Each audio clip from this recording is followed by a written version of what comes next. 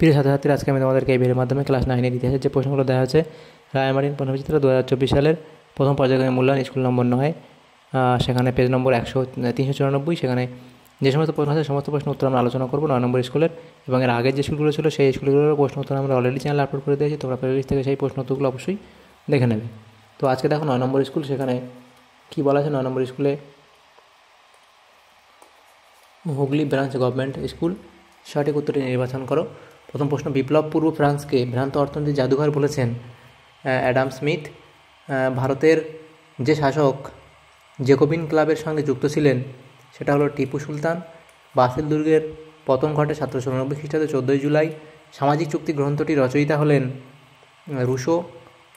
পাদুয়ার ঘোষণা জারি করেন অস্ট্রিয়ার সম্রাট। কোড নেপোলিয়নে মোট আইনবিধি ছিল 2287টি। নেপোলিয়নের মৃত্যু হয় সেন্ট হেলেনা দ্বীপে, এবং আর পরের প্রশ্ন, নেপোলিয়ন বিরোধী জুনটা গঠিত হয় যে দেশে, সেটা হলো স্পেনে, এবং গ্র্যান্ড ডাচি অফ ওয়ারাস গঠন করেন নেপোলিয়ন, এবং কোষাক গরিলা বাহিনী হলো রাশিয়ার বাহিনী। তাহলে এমসিকিউটা প্রশ্ন যেগুলো ছিল সেগুলো আমরা হয়ে করে নিলাম। তারপর 2 দাগের প্রশ্ন ছিল, সেগুলো আমরা পরে নেক্সট পেজে আলোচনা করবো, এবং এই 3 দাগের এই ক্ষয়স্তম্ভটা আমরা এখানে একবার মিলিয়ে নিই। সরাসরি এখানে হবে আমাদের আমি যা ইচ্ছা করি তাই আইন, এবং নেপোলিয়ন এটা হবে কোড নেপোলিয়ন, এবং 14 লুই এটা হবে আমি রাষ্ট্র। বাকি প্রশ্নগুলো আমরা নেক্সট পেজে আলোচনা করব। দেখো এখানে প্রথম ছিল অ্যাসাইনমেন্ট কি, সেটা এটা লিখবে। এটা কাজের নয়, কাগজের নোট। এবং এর পরের যে প্রশ্ন সেটা লিখবে কি, কোন চুক্তি দ্বারা যাজকরা রাষ্ট্রকে স্বেচ্ছাধীন কর দিত? Contract of পেইসি। টাইপ কি সেটা লিখবে এখানে। দ্বিতীয় জাস্টিনিয়ান কাকে বলা হয়? নেপোলিয়নকে। টেনিস কোর্টের শপথ এটা লিখবে। শত দিবসের রাজত্ব সেটা দেওয়া আছে। স্পেনীয় ক্ষত কি? অভিজাত সম্প্রদায় অভিজাত সম্প্রদায় কেন বিদ্রোহ করেছিল? এটা হবে অভিজাত বিদ্রোহ।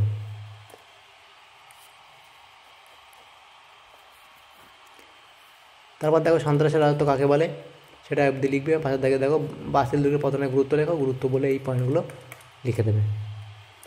তারপর বিপ্লবী পূর্ববর্তী ফ্রান্সের সামাজিক অবস্থা সংক্ষিপ্ত আলোচনা করো। তো ডিটেলস এখানে দেওয়া আছে। যাদব সম্প্রদায় বা প্রথম শ্রেণী অভিজাত সম্প্রদায়, বা দ্বিতীয় শ্রেণী বুর্জোয়া অভিজাত সম্প্রদায়, বা তৃতীয় শ্রেণী, এগুলো তোমরা আলোচনা করবে।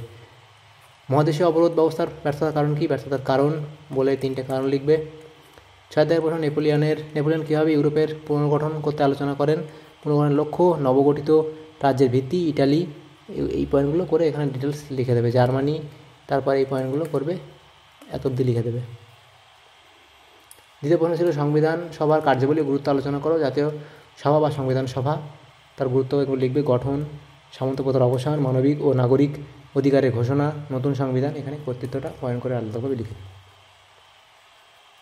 তাহলে আমাদের যে 9 নম্বর স্কুল ছিল সেগুলো আমরা আলোচনা করে নিলাম। অর্থাৎ আমরা দেখো এখানে ইতিহাসের ক্লাস 9-এর ইতিহাসের 9 নম্বর স্কুলে যে প্রশ্নগুলো ছিল সমস্ত প্রশ্নের উত্তর আমরা আলোচনা করলাম। তো যদি তোমাদের সামান্যতম উপকার এসে থাকে ভিডিওটা, অবশ্যই এটা লাইক করবে, এবং চ্যানেল নতুন থাকলে অবশ্যই চ্যানেলকে সাবস্ক্রাইব করে রাখবে পরবর্তী স্কুলের প্রশ্ন উত্তরগুলো পাওয়ার জন্য। Thanks for watching.